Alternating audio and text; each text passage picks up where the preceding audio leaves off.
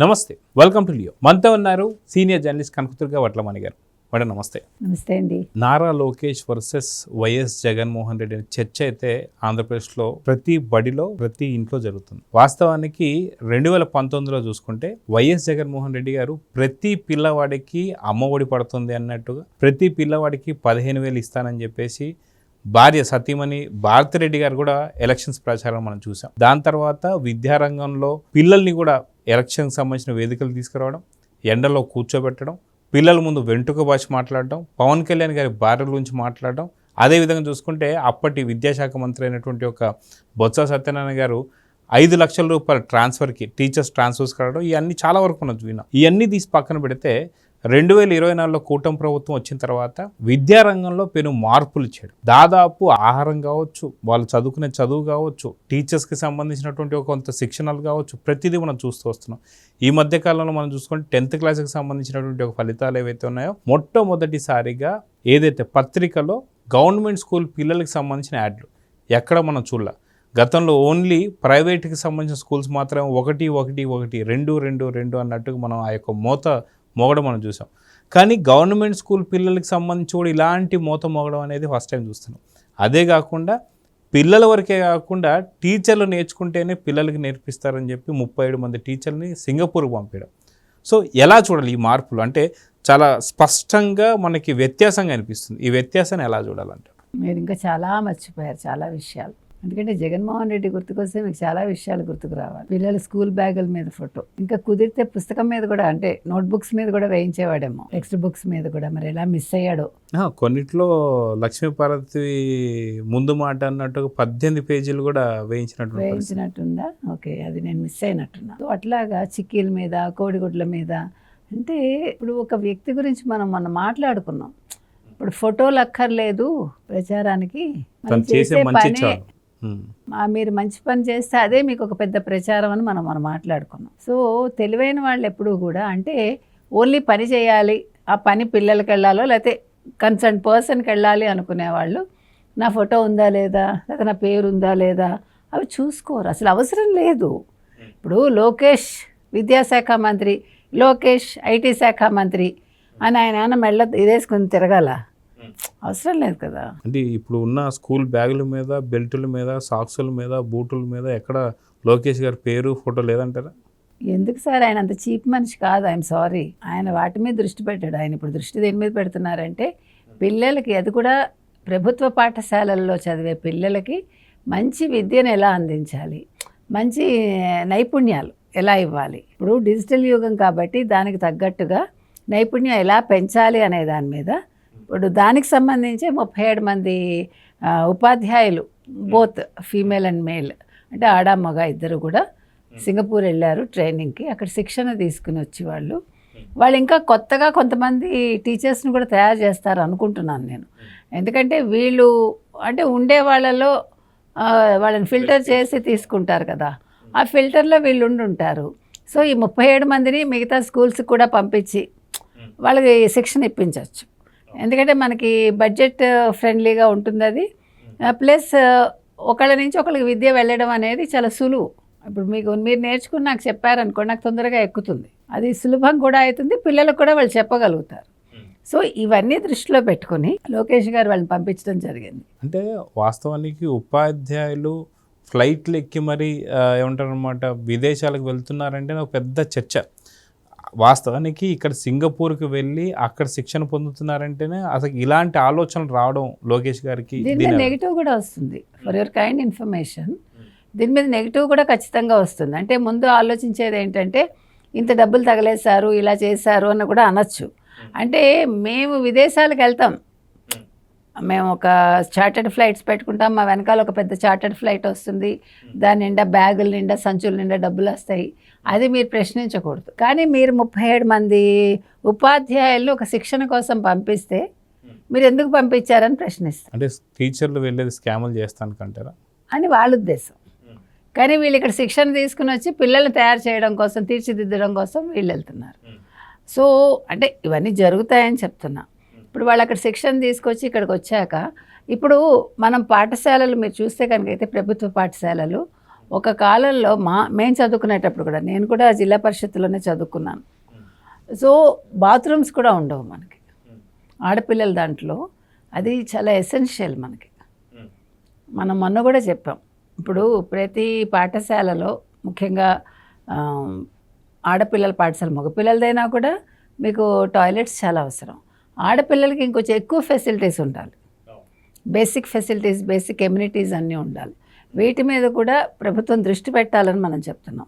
అంటే మీరు ఇన్ని మార్పులు తీసుకొస్తున్నారు కాబట్టి అంటే మీకు అర్థమవుతుంది.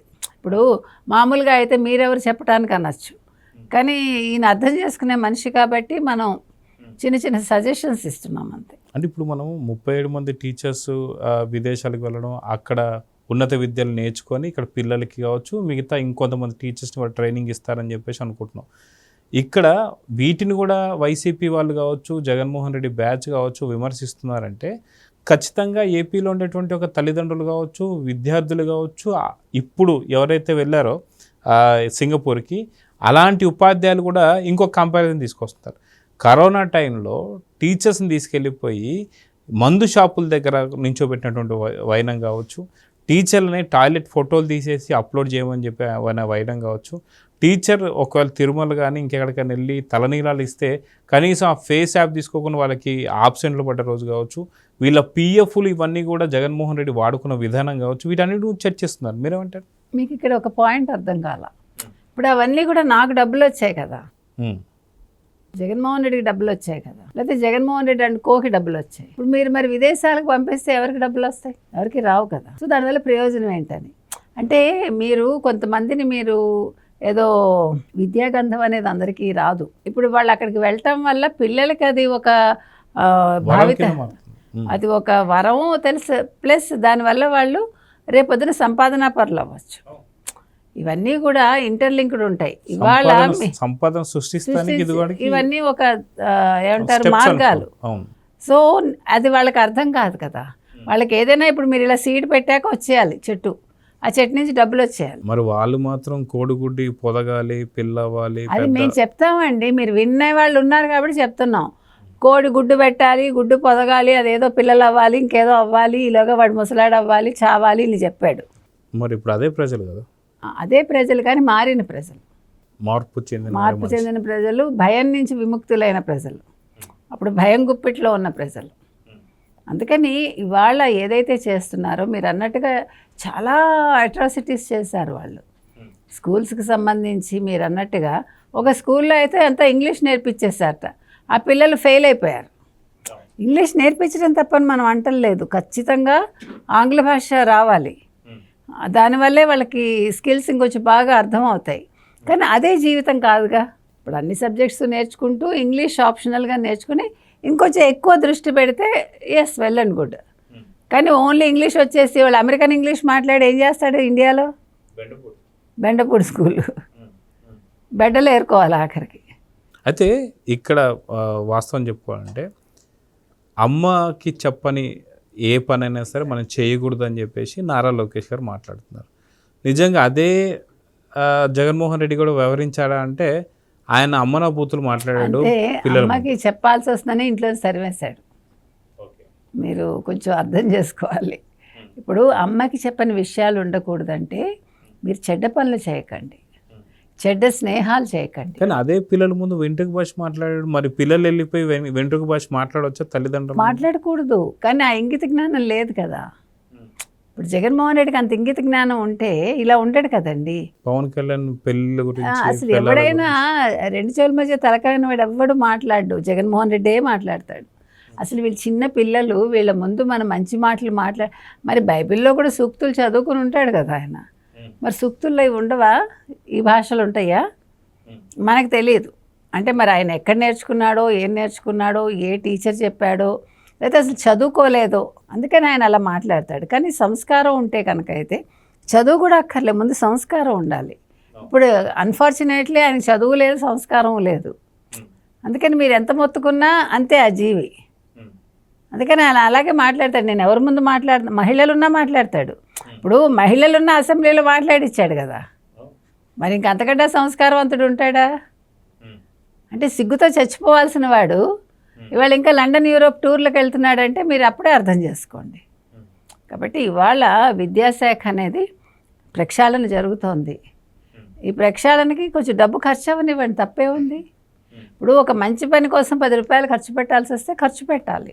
గతంలో వీళ్ళు కూడా బైజూస్ అని చెప్పేసి ఒకసారి 100 కోట్లు, బైజూస్ మరోసారి 100 కోట్లు. పాప ఆ బైజూస్ వాడికి ఏమైందంటే వాళ్ళు ఇన్కమ్ ట్యాక్స్ వాళ్ళకి తెలియలా, వాళ్ళు ఆడిటింగ్ అవంతా చేయించడం తెలియక వాళ్ళు ఇదైపోయారు. తెలివితేటలు ఉన్నాయి కానీ ఆ వచ్చిన డబ్బులు లెక్కలు చూపించడం చేత కాలేదు వాళ్ళకి. ఇగో ఇలాంటి వాళ్ళతో ఉంటే ఏమవుతుంది, ఉన్నది పోయింది ఉంచుకున్నది పోయిందని ఇలాగే అవుతుంది. అందుకే పాపం జగన్మోహన్ రెడ్డితో ఎవడు చేతులు కలుపుతాడో వాడు సర్వనాశనం అవుతాడు అనేది ఇవాళ కొత్త సూక్తి నేర్పించండి అందరికీ. బైజూస్ వాడు పాపం ట్యాబ్స్ అన్నాడు, ఇదన్నాడు, అదన్నాడు, వాడిని ముంచాడు, వాడు మొత్తానికి మట్టి కట్టుకున్నాడు. అందుకని ఇవాళ ఇంకా కొంచెం ఏమంటారు, స్కూల్స్ కూడా వాళ్ళు మోడిఫికేషన్ చేస్తున్నారు. పిల్లలకి మీరు అన్నారు, చాలా చెప్పారు, భోజనం బాగలేదంటే వాళ్ళు పడేస్తే వెంటనే వెళ్ళి అది కావాలి. ఆ ఇమీడియట్ రెస్ మొన్న ఎవరో మెచ్చుకుంటున్నారండి.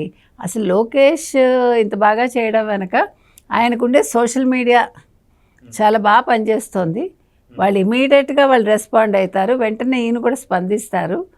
అది ఎవరు చాలామంది మెచ్చుకున్నారు నా దగ్గర. అది కావాలి. ఇప్పుడు లోకేష్కి టైం ఉండకపోయినా లోకేష్కి చెప్పగలిగే ఒక టీం ఉండాలి, ఒక వ్యక్తి అయినా ఉండాలి. అంటే అంత ఇంటిమసీ ఉండాలి. ఇవాళ అది ఉంది, జగన్మోహన్ రెడ్డికి అది లేదు. ఆయనకు తెలియదు, చెప్పేవాడు లేడు, చెప్పినా వినడు. ఇన్ని కర్మలు అనమాట. ఇక్కడ అలా కాదు, చెప్పకపోతే తిడతాడు ఈయన. నా దృష్టికి ఎందుకు తేలేదు అని అంటాడు ఆయన. ఆయన కొడితే ఏడుస్తాడు.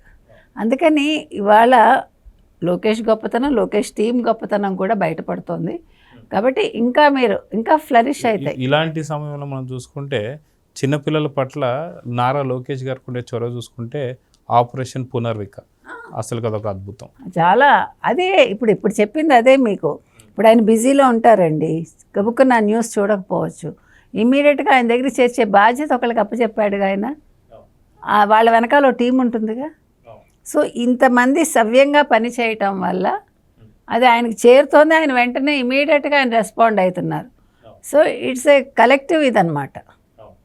అది కావాలి. ఏ పనైనా అందరూ కలిసికట్టుగా చేయగలిగితే అది లోకేష్ టీం లాగానే ఉంటుంది, లోకేష్ లాగానే ఉంటుంది. సో చూద్దామని ఖచ్చితంగా భారీ వ్యత్యాసం అయితే అటు జగన్కి నారా లోకేష్ గారికి కనిపిస్తుంది.